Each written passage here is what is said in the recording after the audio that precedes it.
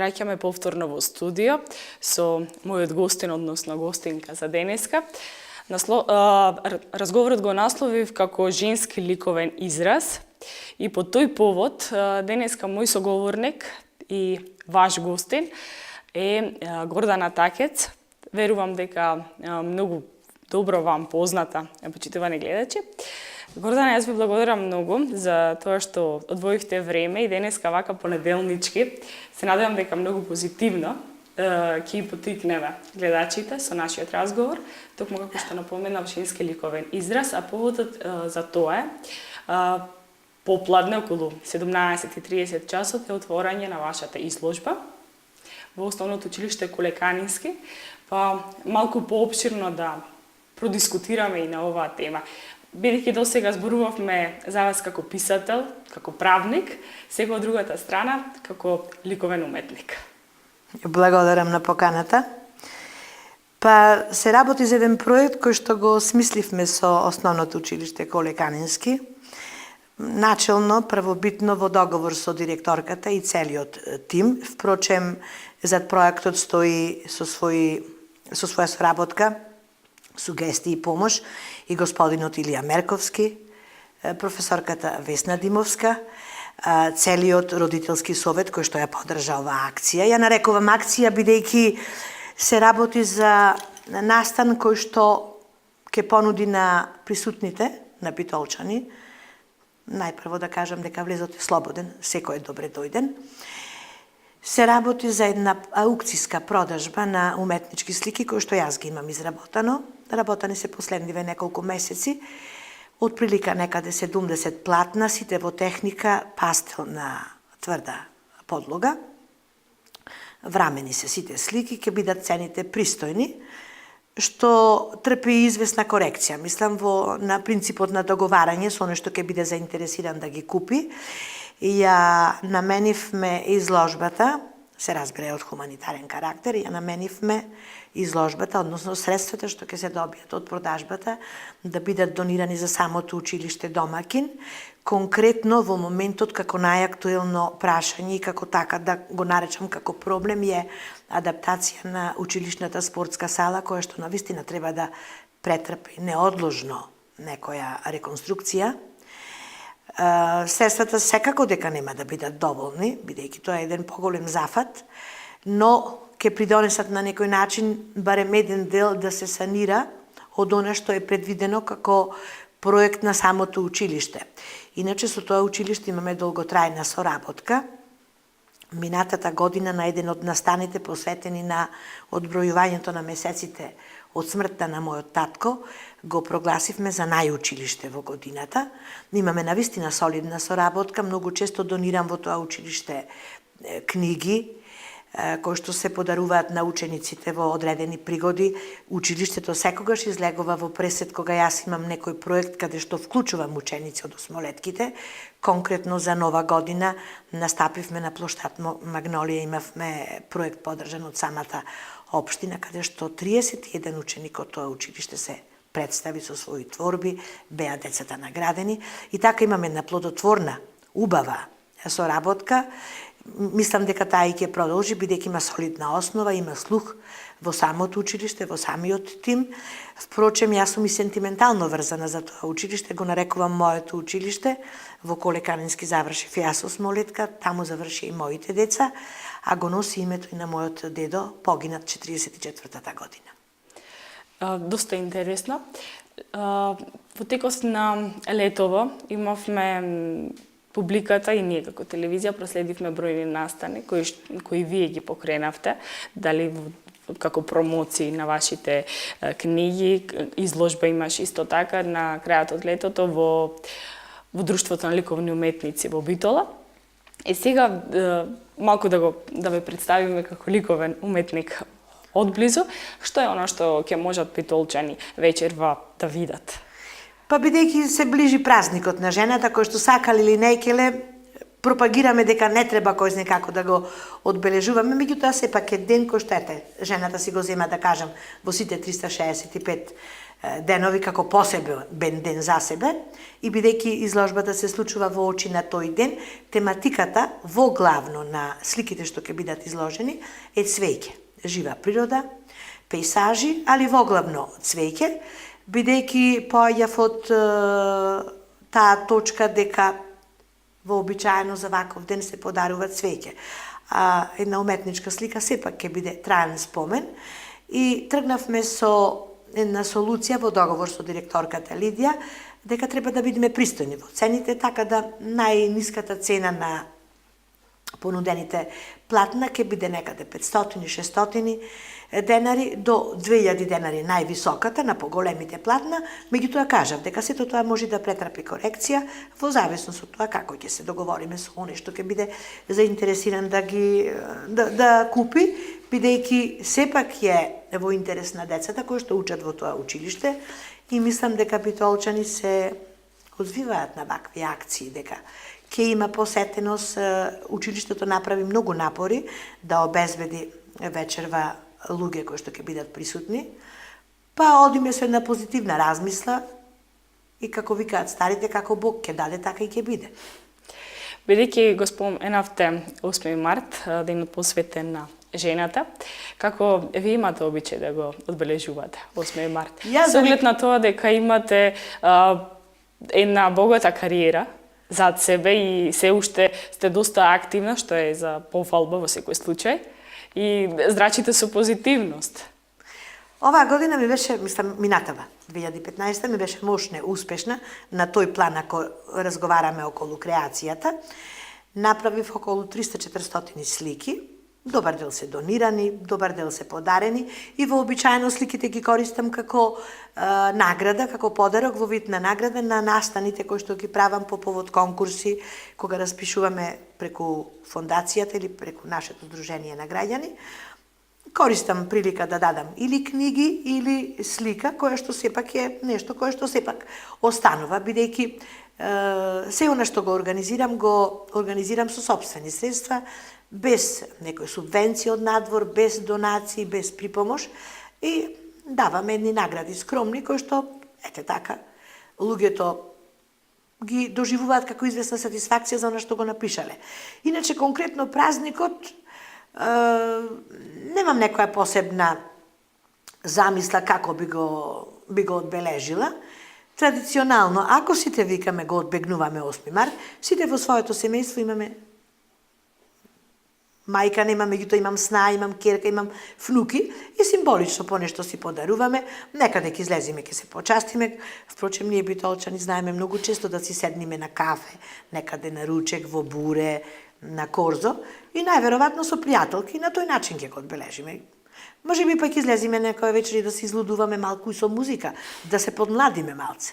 Во секој случај тоа е да се смешаме, да. Бидејќи сте керка на неуморниот такец, кој за жал минатата година почина, но остави голема трага во Битола, воопшто и во цела Македонија, на полето на новинарството, на пишувањето, на репортажите. Колку сметате дека вие сте го наследиле неговиот талент и дали исто и вие така неуморно ќе продолжите по неговите стапки, бидејќи тој важеше за тврдокорен, непоколеблив и секогаш пун со енергија да го оствари она што го има зацртано? Па јас сум среќна што по некоја генетика од него ја имам наследено желбата за создавање. Колку сум успешна... Само да подсетиме дека исто и тој сликаше. Сликаше и тој. Сликаше, разликата меѓу мене и него е тоа што тој сликаше од многу одамна. Јас, пратејќи го него како дете, правев некои почетнички обиди и некое време ја баталив. Мислам, го баталив сликарството, како одеше животот со своите токови, создавање на семејство и семејни обврски, подигање на децата. Не е тоа изговор, меѓутоа некаде го потиснав, односно таа желба за сликање ја потиснав. Предсмртно самиот тој ми рече: зошто не се вратиш на старата љубов? Многу сакаше тој да го работаме сликарството и јас последнава година, утре е точно 10 месеци од неговата смрт, јас на сликарството се посветив поинтензивно овие 10 месеци след неговата смрт. Иначе, последниве години повеќе се бавев со пишување, но создавањето на слика некако ми е како некоја одишка, како некој одмор помеѓу некои текстови, затоа што сепак сликањето ми е поедноставно, да кажам.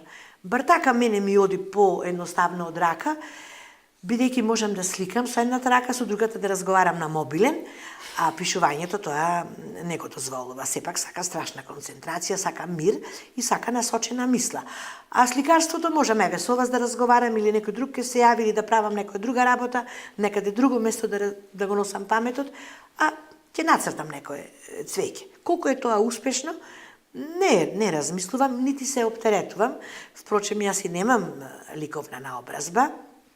Го работам тоа не претенциозно, не со намера да се истакнам, нити да влезам во здруженијето на лико... Би сакала, меѓутоа не се ни осмелувам тоа да го направам, сепак тоа се академски сликари во главно, една Буба Сола, која што е врв, мислам една Славица Михаилова, која што се навистина за почит. Јас не можам ни да сонувам да правам некои параметри меѓу нив и себе. Го правам за задоволство, ми чини задоволство и ми прави известна релаксација и многу голем одмор, чувствам и исполнетост. Ако денес нешто не нашкртам, не напишам, го чувствам денот како да ми поминал празно. Оние текуштите домашни работи, како секоја жена, тоа е нормално да ги правиме во од. Меѓутоа, денес како не напишам некоја страна од некој роман, ако не конципирам нешто, ако не седнам нешто да насликам, јас се чувствам бедно. Се чувствам вечерта излагана и денот ми е празен. Поради тоа ќе се навратиме на вашето книжевно творештво. Минатата година промовиравте 3 или 2... Минатата година беше со 4 романи. 4 романи. Ако ги исклучувам оние што беа коавторски дела, публикации колективни, чисто 4 мои лично, мислам, моите автобиографски романи. Ова година има најава за уште 2. Стартуваме сега со 2, со Хемија, која што не е класичен роман. Тоа е практично некои споделени мудрости за машко-женските релации, после која задолжително следува вистинска приказна. Дали од мојот личен живот, или од мојата пракса, или од моето обкружување, меѓутоа веродостојни животни приказни. Така, Хемија е поприлично смело четиво. Смело кога велам во смисла на изразот. Претходниве романи беа дискретни, воздржани, софистицирани кога стануваше збори за љубовта и за сексот и за физичките релации, меѓутоа во Хемија откачив. Малиот син, тој е уредник на книгата, тој ја припрема за печатење, веќе во сабота ќе влезе во корици. Сузана Турунџиева направи извонредна корица. Извонредна, мислам, корицата вришти. Црно-бела техника, една гола жена во профил и Хемија и Сузе, тоа од себе го напиша, за жени со мозок и мажи без кичма. Кој го има или го нема тоа, нека внимава, нека не го чита. Тоа е незината, мислам, тоа е нејзино авторство на корицата. А вториот роман кој што скоро ќе излезе исто од печат е исто автобиографски. Веќе во него е се влезено што не е во креветот, во будење, во 7 минути страст. И тој е кен разголен. Тој е роман автобиографски. Јас сум жена безвремена. Тоа ми е порака од татко ми. Така ме нарекуваше вториот маж. И сите мои мажи во тој роман одат со вистинското, оригиналното име. Се љутеле, не се љутеле, има тука многу пикантерии. Оставам да читате и да донесите после заклучок. Бидејќи по професија сте правник, долго време се занимававте со адвокатска работа, исто така пред да се пензионирате, работевте и на Славјанскиот универзитет, тука во Битола. Чинам дека предававте дипломатија. Дипломатија. И сега, во тој период, сега овие денови, пензионерските, ако може така да се каже, Ако, секој да си доживеете, да убави се пензионерските денови. Може да се каже дека сега целата таа креативност која што сте имале во текот на младешките години, сега ја искажувате. Да, сега влезе, се оди сега, се рефлектира врз хартијата или врз платното. Се она што беше цел онај потенцијал, бидејќи ритамот на адвокатурата подразбираше отсуство од дома, физичко, посветеност, исцрпувачка посветеност на работа. Јас сум знаела, посебно јас, да не ми замерат денешниве адвокати, колеги и помлади, јас отворив адвокатура во време кога беше страшно ценета таа професија. Сега е, мислам, маргинализирана. Адвокатурата беше исто како на Западот. Кога ќе се речеше доктор и адвокат, се подразбираше дека тоа е нешто, дека тоа е некаква професија. Јас, например, сум спремала завршни зборови до доцна во ноќите дома и сум се посветувала многу на работата. Сега сето она што не го правам, а го правев некогаш, го правам на друг начин. Бидејќи како работник сум многу посветена. Кога работам, или едноставно не работам ништо. А кога работам, сакам тоа да биде солидно, да биде темелно и само да ме служи здравие. Сега ја живеам 67-та година од животот. Верувам дека ќе имам и натаму енергијата што ја имам од такецот, која што можеби после неговата смрт делумно и се префрли и кај мене, и можеби затоа е така еден набој во сите овие 9 месеци, и можеби желба, и можеби за потреба да заборавам, не да заборавам, него да ја потиснам тагата, иначе тагата останува и никогаш нема да замини, и едно создавање кое што навистина ми го осмислува животот. Имам порастени внуци. Некој може би рекол што излегува на телевизија, нека си ги земи внуците, нека шета во паркот со нив, меѓутоа моите внуци се одрастени, веќе се навистина одрастени. Денешните деца се многу напред, имаат и тие сопствен живот, сопствени размислувања, учат јазици, се занимаваат со спорт, училишните обврски се многу ги ангажираат, така да од таа гледна точка јас имам максимално слободно време што можам да го посветам на себе. А кога велам на себе, мислам на она што го создавам, што многу ме исполнува. И во ова морам да го кажам, за мене, мислам, не го кажувам од некоја претенциозност, нити со потреба јас да се споредувам, меѓутоа синот мој го обожава Чарлс Буковски. Малиот син Фојата го обожава и ми вели, читајќи ја Хемија и дел успеа само да прочита, не ја давам да ја чита, јас сум жена безвремена, оти тука е навистина од првата страница, има такви пикантерии, што не би сакала моите деца да ги читаат. Син ми вика, откачи, го замина. Ми годи тоа.